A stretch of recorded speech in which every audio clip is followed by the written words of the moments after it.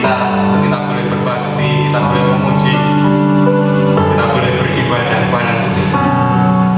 Haleluya. Kita akan mulai ibadah kita bersama, kita akan datang kepada Tuhan.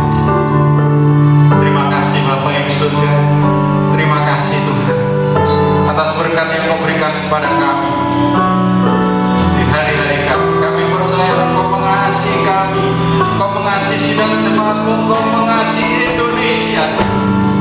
Terima kasih Bapa, terima kasih. Dengan kondisi kami Tuhan, kami rindu kami boleh lebih bersungguh-sungguh lagi untuk Engkau. Kami lebih lagi berpaut kepada Engkau, Yesus Tuhan kami. Terima kasih Bapa, terima kasih. Ini kerinduan kami Tuhan, ini keinginan kami untuk kami boleh lebih dan lebih dekat dengan Engkau. Di dalam nama Yesus Tuhan kami sedang berdoa. Haleluya.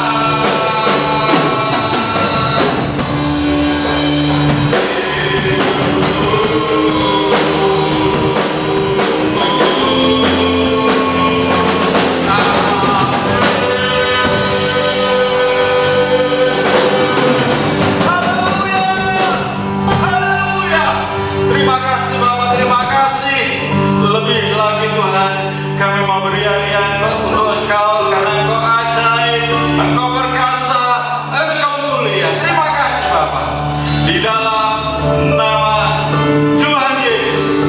Bersama-sama katakan amin. Haleluya.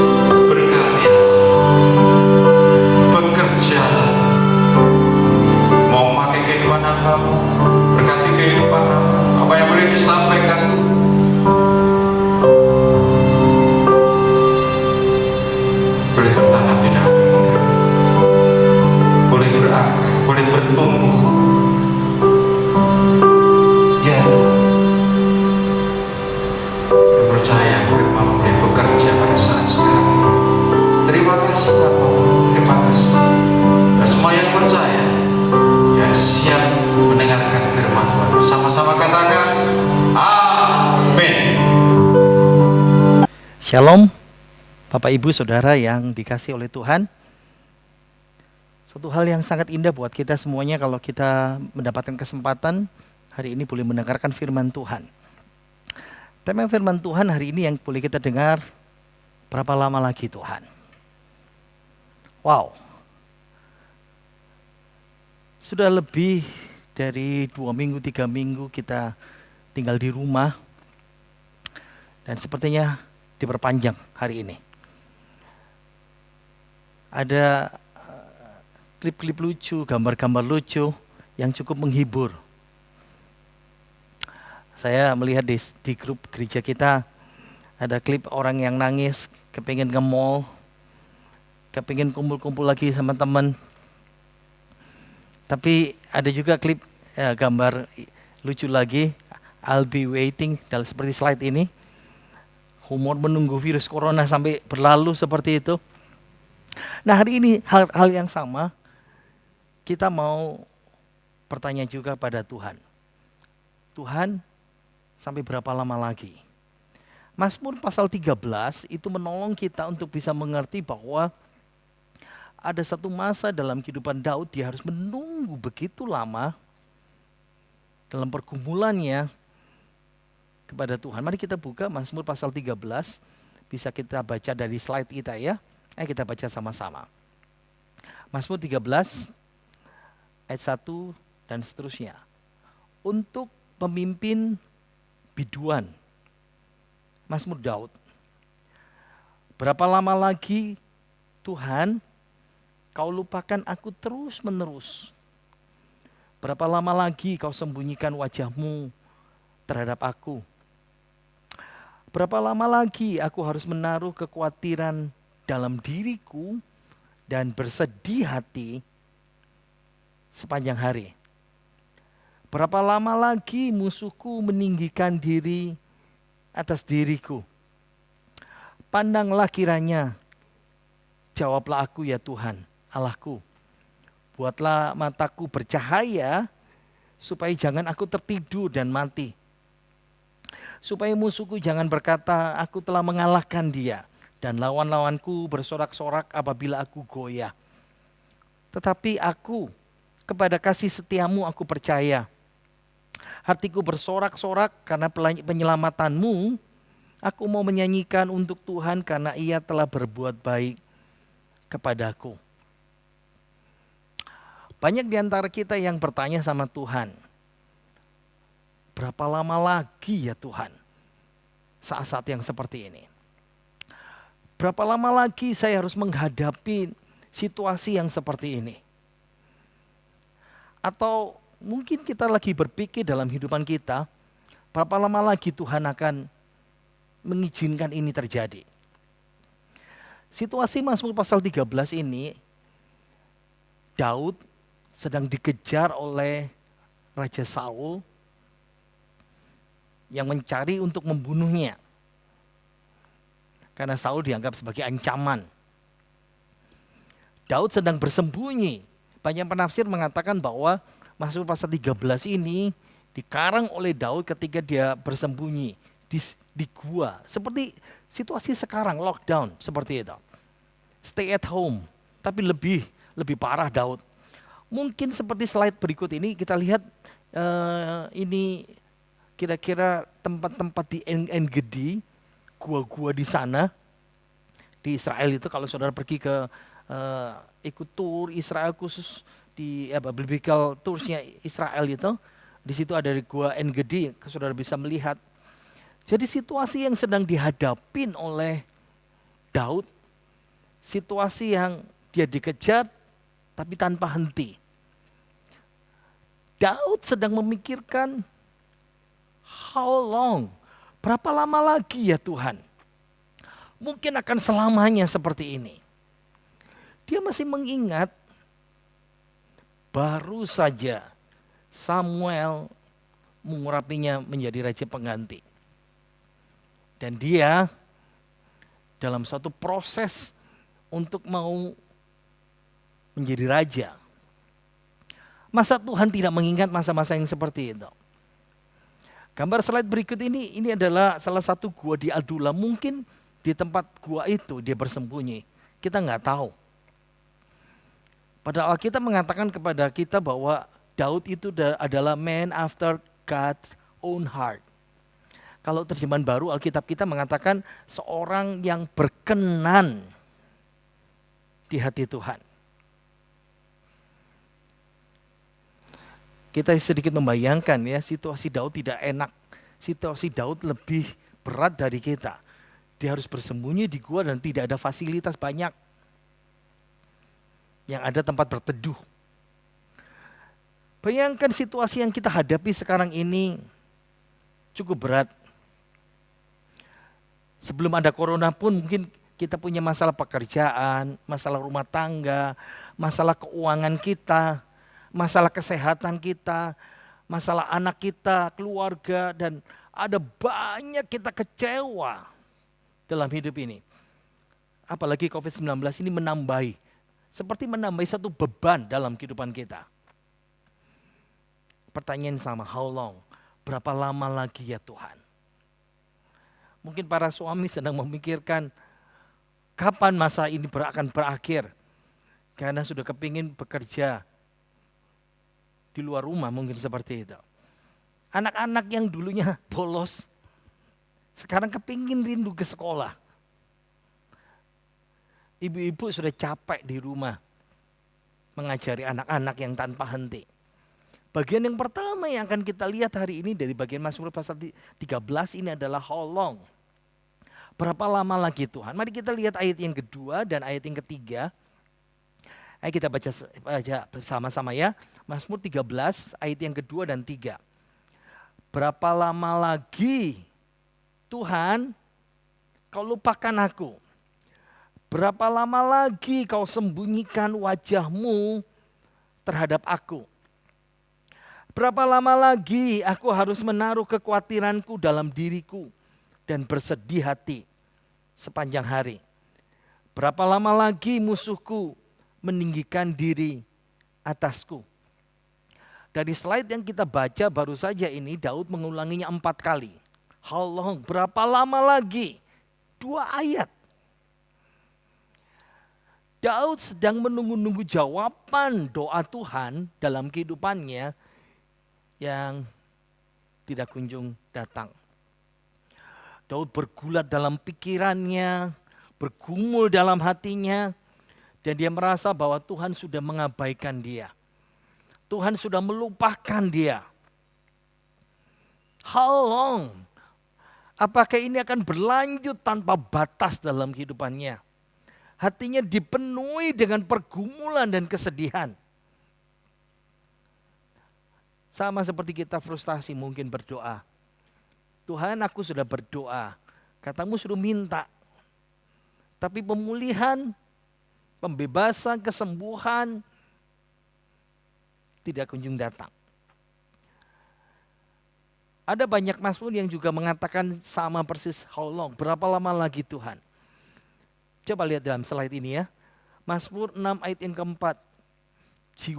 Jiwaku pun sangat terkejut. Tetapi Engkau, Tuhan, berapa lama lagi? Mazmur 35 ayat yang ke-17. Sampai berapa lama Tuhan? Engkau memandangi saja. Selamatkanlah jiwaku dari perusakan mereka. Nyawaku dari singa-singa muda. Mazmur 74 ayat 9 sampai 11. Tanda-tanda kami tidak kami lihat. Tidak ada lagi nabi. Dan tidak ada di antara kami yang mengetahui berapa lama lagi. Berapa lama lagi ya Allah lawan itu mencela dan musuh menista namamu terus menerus. Mengapa engkau menarik kembali tanganmu dan menaruh tangan kananmu di dada? Nas ini bisa menolong kita untuk mengerti bahwa Allah dipandang sedang menarik tangannya.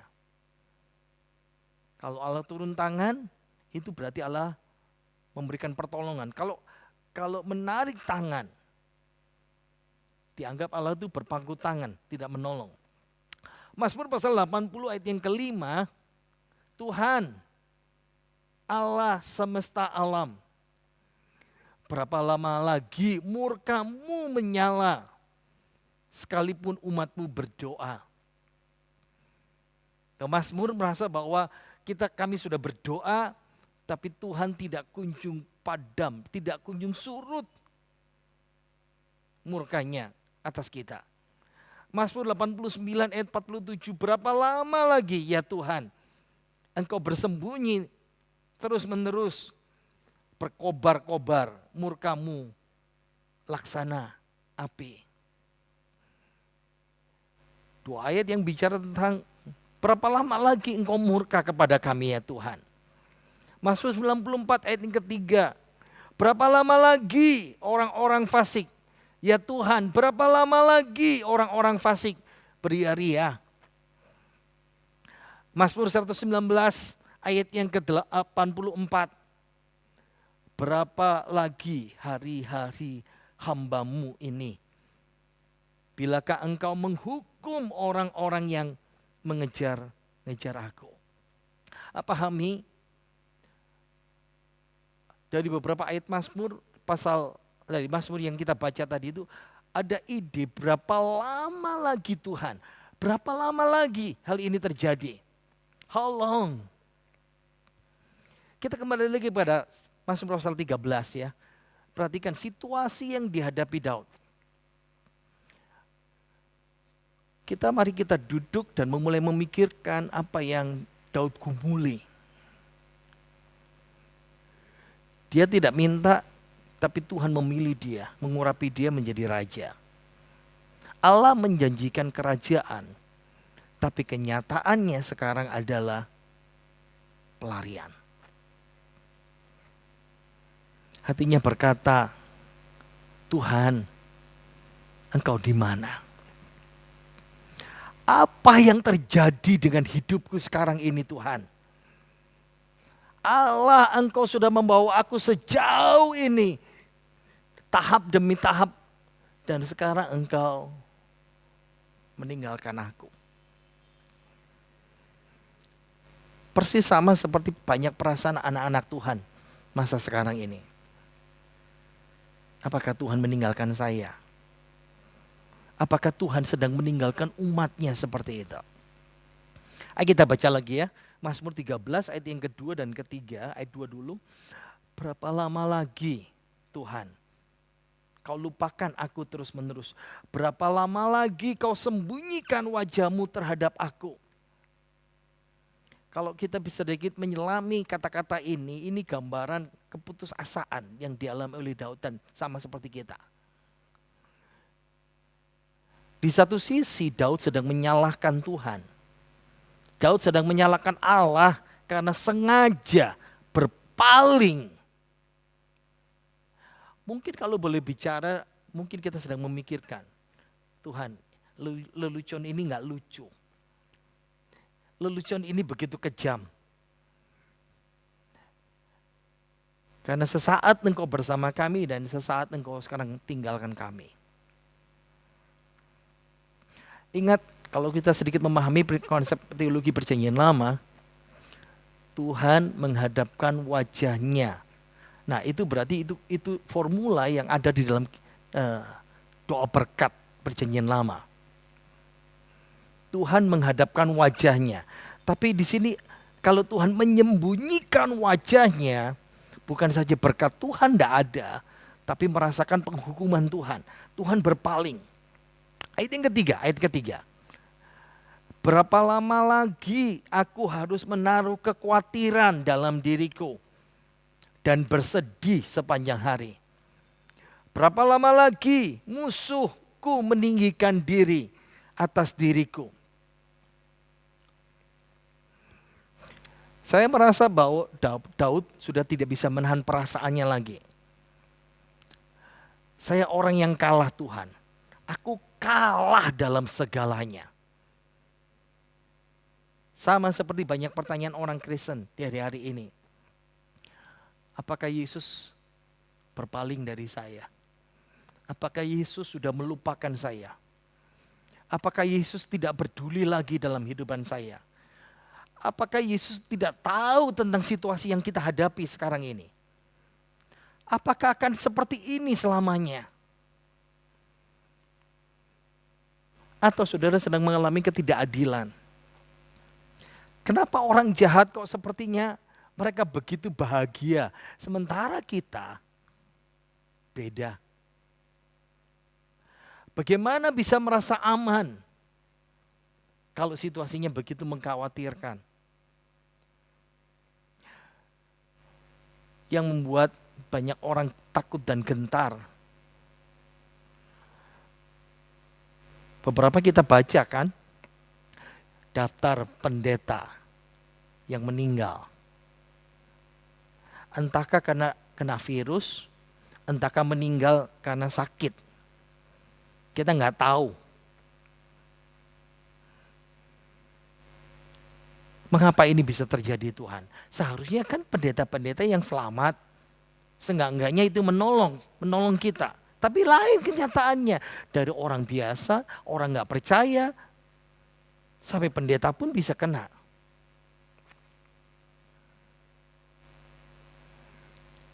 Kemarin hari Senin saya mendengar seorang pendeta senior yang di Yogyakarta dipanggil oleh Tuhan, pendeta Ishak Sugianto, GPI Aletheia. Saya dulu waktu kuliah di Jogja S1 sekitar tahun 91-94. Kadang kalau ada acara saya beribadah di sana, datang ke sana. Jadi dipanggil Tuhan. Masuk rumah sakit berkali-kali bukan karena corona, karena kekurangan kalium. Dan ketika dipanggil Tuhan, jemaatnya tidak bisa hadir melayat.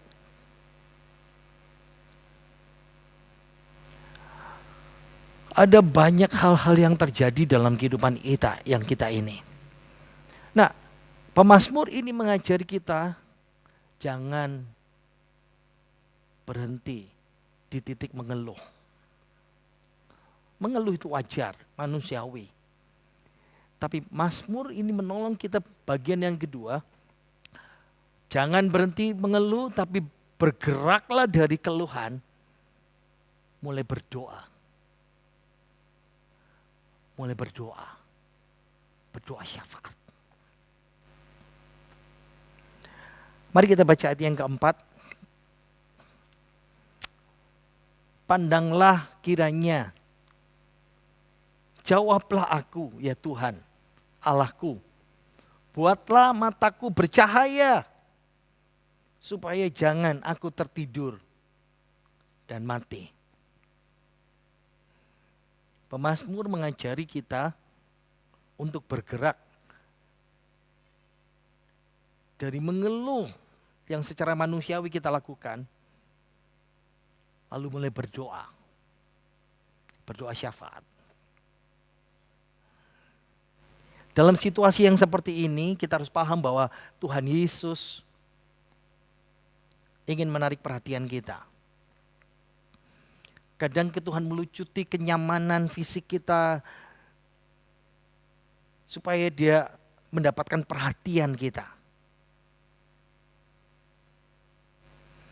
Fokus kita bukan jasmani, fokus kita mulai rohani seperti itu.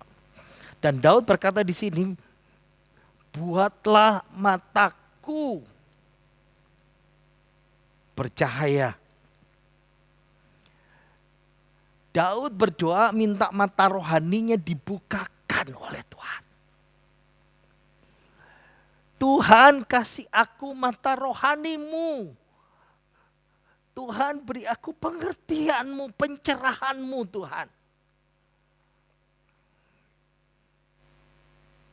Kalau kita bisa berdoa seperti ini, kita bisa berdoa sama Tuhan. Tuhan, buat aku melihat wabah corona ini dari matamu Tuhan. Bukan dari mataku pribadi. Tapi dari matamu memandang. Supaya aku jangan tertidur dan mati. Harusnya kita sama seperti Daud. Tuhan, doa kita Buka mata rohaniku supaya aku bisa melihat.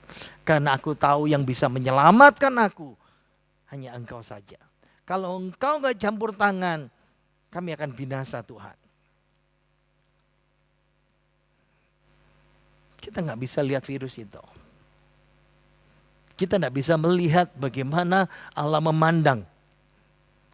Sadari doa-doa kita itu yang menolong kita melihat campur tangan mujizat Tuhan dalam hidup ini. Nanti kalau kita kembali ke surga, ketika Tuhan bukakan semuanya buat kita, di surga kita baru tahu bagaimana cara Tuhan menghindarkan dengan kuasanya. Meskipun dia di ujung tanduk. Tapi ingat, sama seperti Daud. Daud ketika dikejar dia harus lari dan bersembunyi. Tanggung jawab Daud, tanggung jawab Allah adalah Allah yang meluputkan Daud. Dan mengirimkan mujizat itu berkali-kali. Kita nggak tahu bahaya itu dari mana.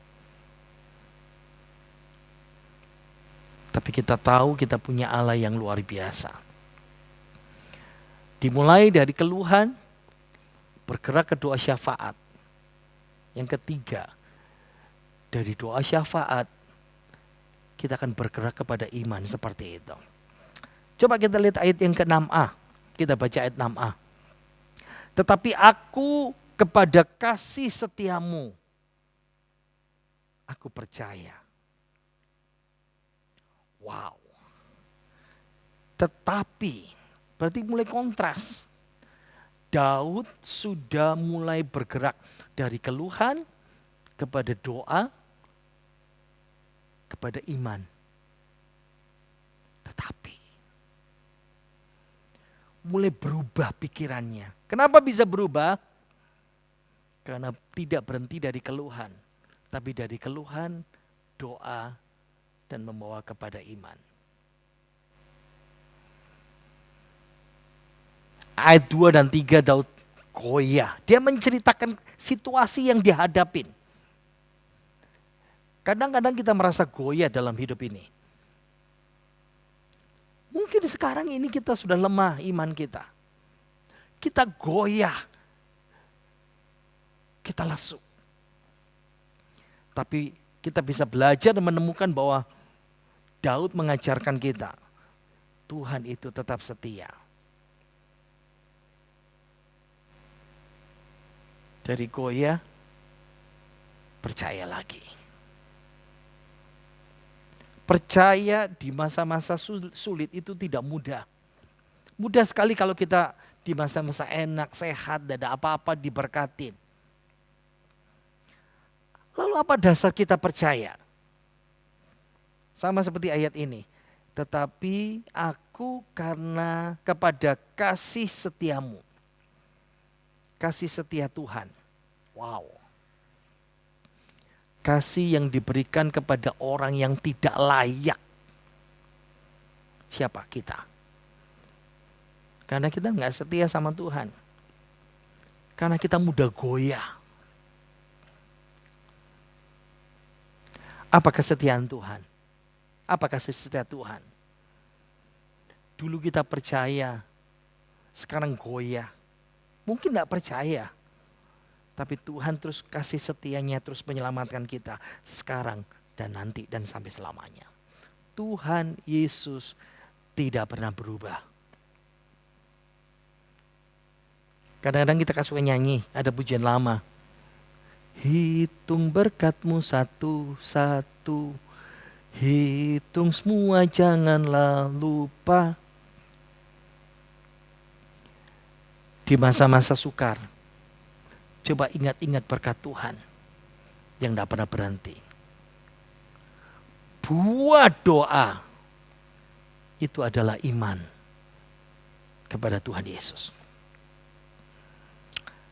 Saya bacakan dari referensi Ratapan 3 ayat 21 sampai 23. Tetapi hal-hal inilah yang kuperhatikan. Oleh sebab itu aku akan berharap tak berkesudahan kasih setia Tuhan. Amin. tak habis-habisnya rahmat-Nya. Amin. Dan selalu baru tiap pagi. Besar kesetiaan-Mu. Buah doa itu adalah iman. Dimulai dari keluhan, bergerak kepada doa. Dari doa bergerak kepada iman.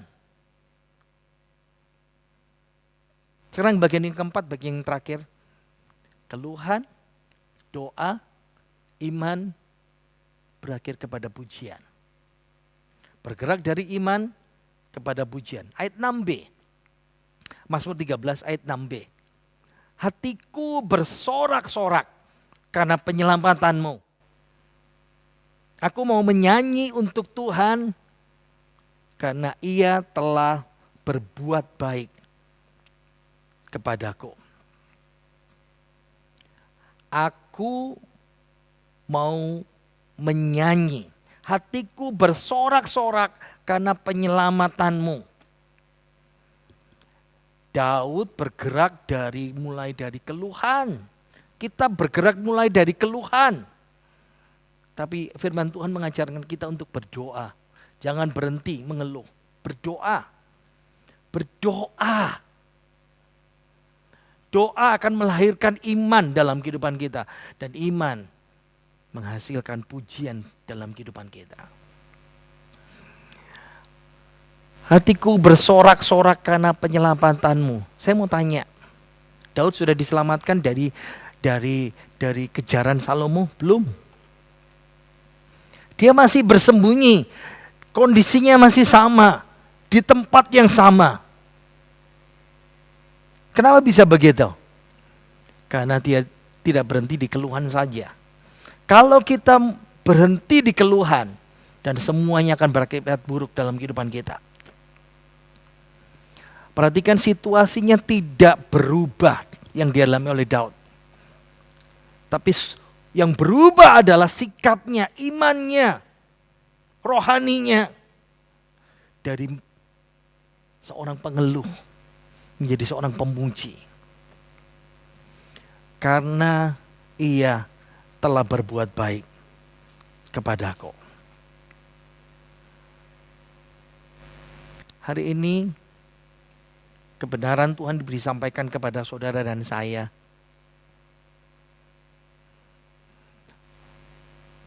Kita tanya sama Tuhan dan kita tahu.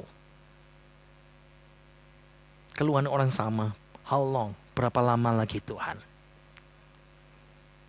Hanya Tuhan yang tahu. Ada banyak prediksi diberitakan. Dan kita mendengar kabar yang baik. Beberapa daerah. Mulai banyak orang yang sembuh. Puji Tuhan. Tapi lebih dari itu, yang membuat kita bersuka cita adalah Tuhan. Kesetiaan Tuhan dalam kehidupan kita. Saya bacakan dari referensi kita Filipi pasal 4. Ayat 4 dan 7 sampai ke 7. Bersukacitalah senantiasa dalam Tuhan. Sekali lagi ku katakan, bersukacitalah. Hendaklah kebaikan hatimu diketahui sama orang. Tuhan sudah dekat. Janganlah hendaknya kamu khawatir tentang apapun juga. Tetapi nyatakanlah segala hal keinginanmu kepada Allah. Dalam doa dan permohonan dengan ucapan syukur. Damai sejahtera Allah yang melampaui segala akal akan memelihara hati dan pikiranmu dalam Kristus Yesus.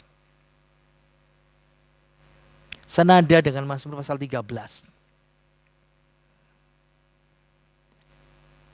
Poin yang keempat hari ini bergerak dari iman kepada pujian. Filipi berkata, bersukacitalah senantiasa dalam Tuhan. Bersukacitalah. Biarlah kebaikan kita diketahui sama orang. Tuhan sudah dekat. Keluhan membuat kita khawatir.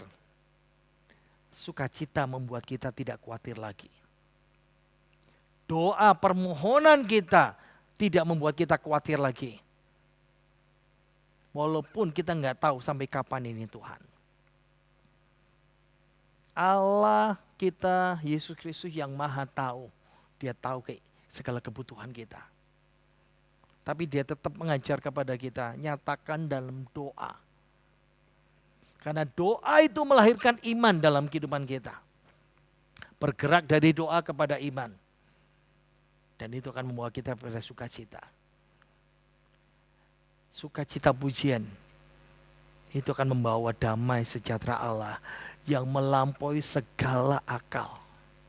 Akan memelihara hati dan pikiran kita. Mengeluh di masa-masa sukar seperti ini biasa. Banyak berdoa.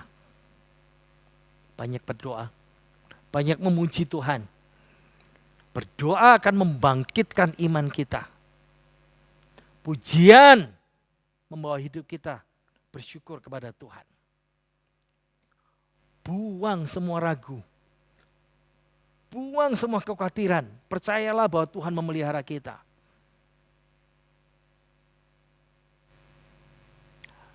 Kalaupun kita tanya sama Tuhan berapa lama lagi.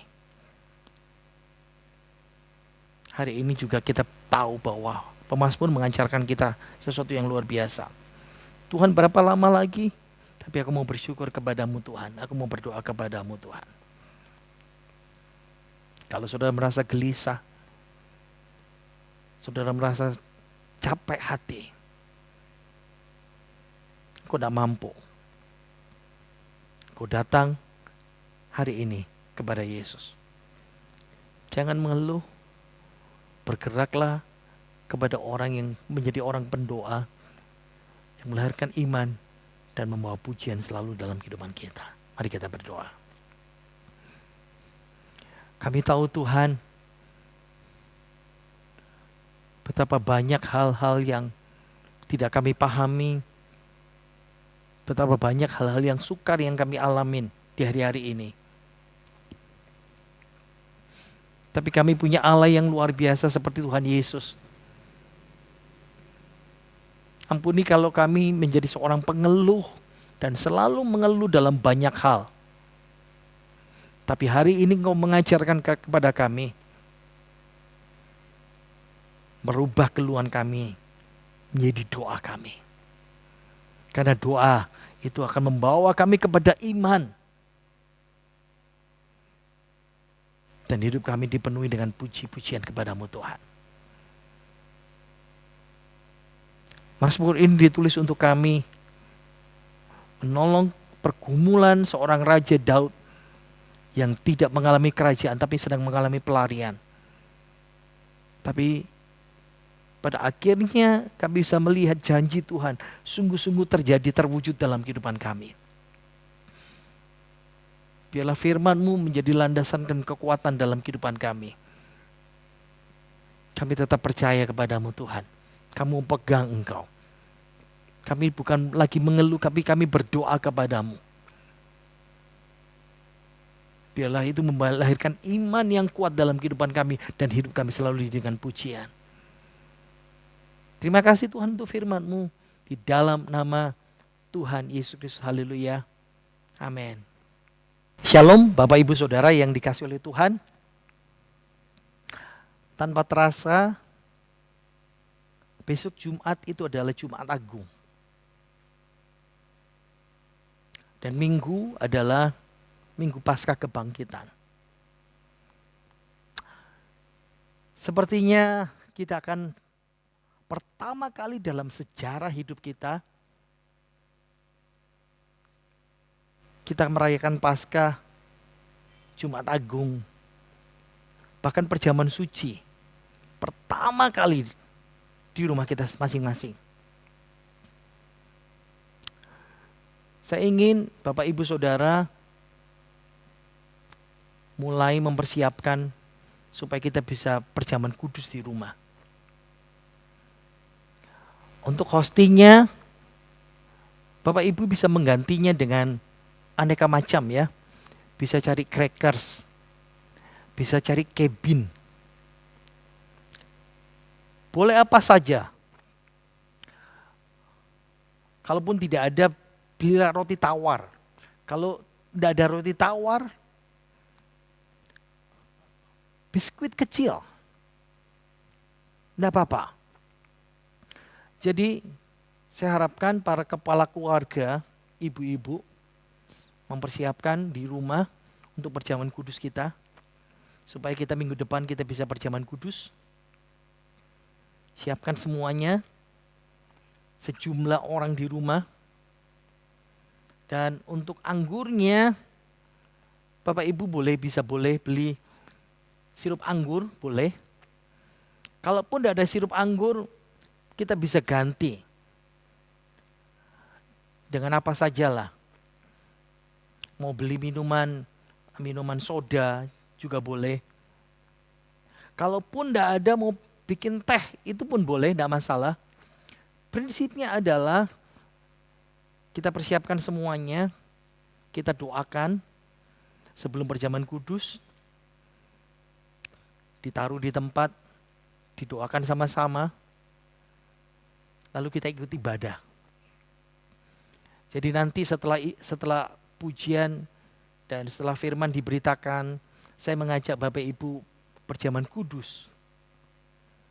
Semuanya sudah siap di meja. Kepala rumah tangga atau siapa yang tertua di situ, siapa yang lebih rohani akan melayani keluarganya. Kita mulai perjamuan kudus yang kita lakukan seperti hari ini online seperti itu. Jadi persiapkan hati kita. Ini satu momen pertama kali dalam sejarah hidup kita yang kita ingat selalu. Sama seperti gereja 2000 tahun yang lalu. Yang dikejar-kejar untuk dibunuh. Dan kita melakukannya sekarang ini. Engkau akan dipakai Tuhan membangun keluargamu, membangun rohani semuanya. Percayalah, Immanuel, Tuhan Yesus bersama kita. Tuhan memberkati kita semuanya. Mari kita akhiri ibadah ini. Kita akan nyanyikan pujian terakhir kita. Mari pemain musik saya silakan. Kita akan akhiri ibadah kita sama kita melakukan pujian.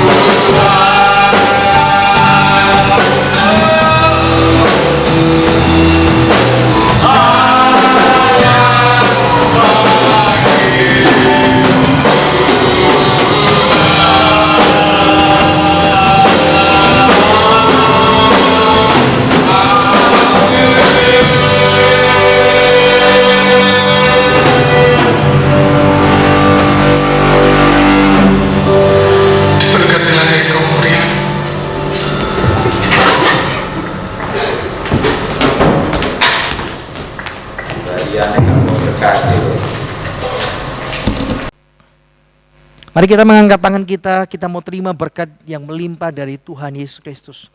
Tuhan, ini awal April, minggu pertama. Tapi kami tetap percaya bahwa Tuhan memelihara kami dengan luar biasa.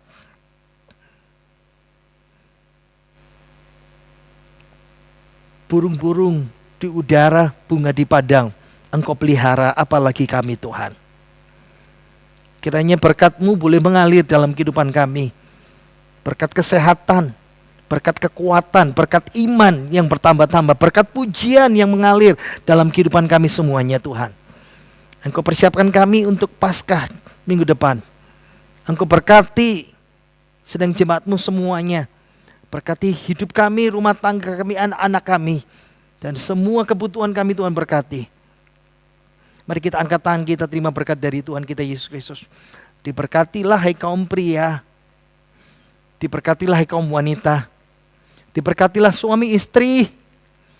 Diberkatilah anak-anak pemuda-pemudi. Tuhan berkati segala usaha, pekerjaan, toko, karir dan proyek kita. Tuhan berkati rumah tangga kita dengan damai sejahtera melimpah. Tuhan berkati hidup kita, rumah tangga kita, anak cucu menantu kita. Tuhan berkati kesehatan yang berlimpah, perlindungan yang sempurna. Dan terimalah berkat Tuhan, berkat dari Bapa, Putra, Roh Kudus, menyertai kita sekarang sampai Dia mengangkat kembali di awan-awan dalam pengangkatan itu. Terimalah berkat Tuhan dari Bapa, Putra, Roh Kudus dalam nama Tuhan Yesus. Dan kita semua yang percaya berkata, amin. Tuhan Yesus memberkati kita semuanya. Selamat hari Minggu. Tuhan Yesus memberkati kita semuanya. Amin.